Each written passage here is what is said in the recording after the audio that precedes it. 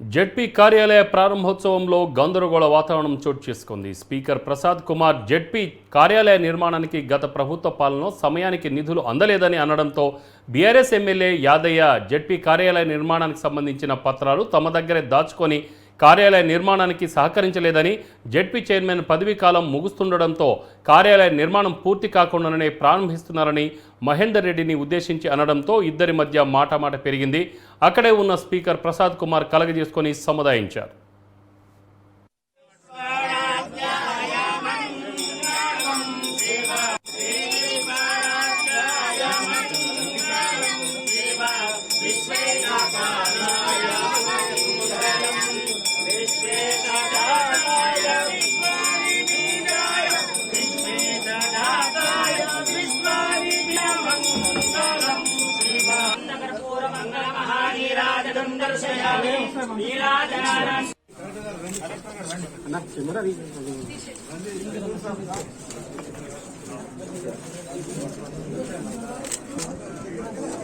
ప్రసాద్ కుమార్ గారికి, ZP chairperson సునీతమ్మ గారికి, అన్న ఎమ్మెల్సీ మహేందర్ అన్న గారికి, ఇక్కడ వచ్చేసి జెడ్పీటీసీలు, ఎంపీటీసీలు మరియు నాయకులు,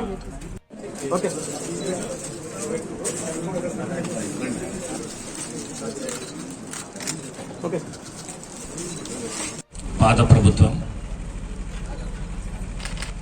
ఈ జిల్లా పరిషత్ బిల్డింగ్కు కాగితం మాత్రం ఇచ్చింది, 10 కోట్ల రూపాయలు ఇస్తామని చెప్పేసి.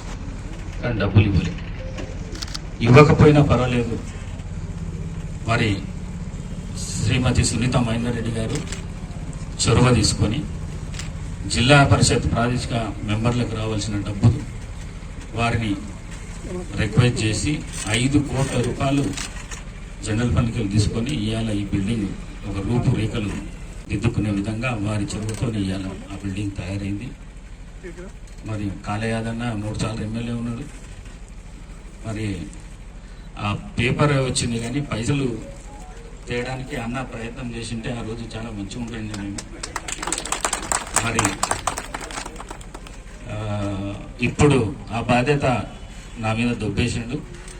తప్పకుండా ఈ అసంపూర్తిగా ఉన్న బిల్డింగ్ ఏదైతే ఉన్నదో ఆ బిల్డింగ్ను అతి తొందరలో ముఖ్యమంత్రి గారి ఆశీస్సుల మేరకు తప్పకుండా మిగతా ఫండ్లన్నీ తీసుకొని వచ్చేసి ఆ బిల్డింగ్ కంప్లీట్ చేసి ఈ రాష్ట్రంలోనే కొత్తగా ఏర్పడి మొదటగా జెడ్పీ చైర్మన్ భవనం ఇక్కడ వికారాబాద్లో కట్టుకోవడం చాలా మనందరికీ సంతోషం. ఏ జిల్లాలో కూడా జెడ్పీ భవనం లేదు, ఇక్కడ కట్టుకోవడం జరిగింది.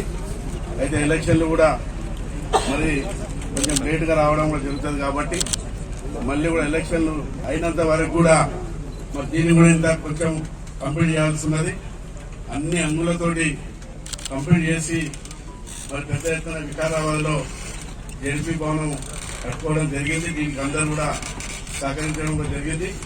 మరి ఇంకా కూడా ముందు కూడా ఏదైతే ఇంకా కంప్లీట్ కానేస్తుందో దానికి ప్రసాద్ గారు ఎమ్మెల్యేల సహకారం తీసుకొని మరి చక్కగా కాంపౌండ్ వాల్ కానీ మరి ఇక్కడ గ్రౌండ్ కానీ ఎందుకంటే చక్కగా ల్యాండ్ కూడా అలాట్ చేసుకోవడం జరిగింది. పక్కనే కలెక్టర్ ఆఫీస్ ఇక్కడ ఇది మరి చక్కగా మరి అన్ని కూడా అంగులతో ఏర్పాటు చేసుకున్న బాధ్యత అందరి ఉన్నది.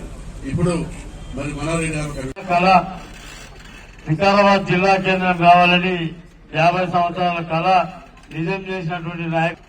తెలంగాణ రాష్ట్రం ఏర్పాటు చేసిన తర్వాత 33 జిల్లాలు చేసి అందులో వికారాబాద్ కూడా మొట్టమొదటిసారిగా జిల్లా కేంద్రం ఏర్పాటు చేసి మరి నూతన కలెక్టర్ భవనాన్ని ప్రారంభోత్సవం చేసుకున్న తర్వాత పైన స్థలంలో నిర్మించడం జరిగింది. ఇది ఒకటి చెప్తున్నా, రంగారెడ్డి జిల్లా గతం లోపల ఉమ్మడి రంగారెడ్డి జిల్లా పరిషత్ చైర్పర్సన్ గా సునీతా మహేందర్ రెడ్డి గారు ఉండి మరి 3 సంవత్సరాలు ఆర్టిక్ జిల్లా పరిషత్ చైర్మన్ గా ఉన్నప్పటికీ కూడా మరి నేను ఒకటే నాకు ఏంటంటే జిల్లా పరిషత్ భవనం మరి మహేంద్రన్న 20-25 ఏళ్ల నుంచి ఈ జిల్లా మీద పట్టున్న నాయకులు. మరి ఈ జిల్లా పరిషత్ మొత్తం అన్ని సంపూర్ణంగా కంప్లీట్ చేసినాకనే చేస్తే బాగుంటుందేమో అని నా ఆలోచన ఉండే. కానీ ఇది ఏది ఏమైనా మరి అట్లుంటే ఇంకా బ్రహ్మాండంగా ఉంటుండే. మళ్ళా మీకు తెలుసు అని కళ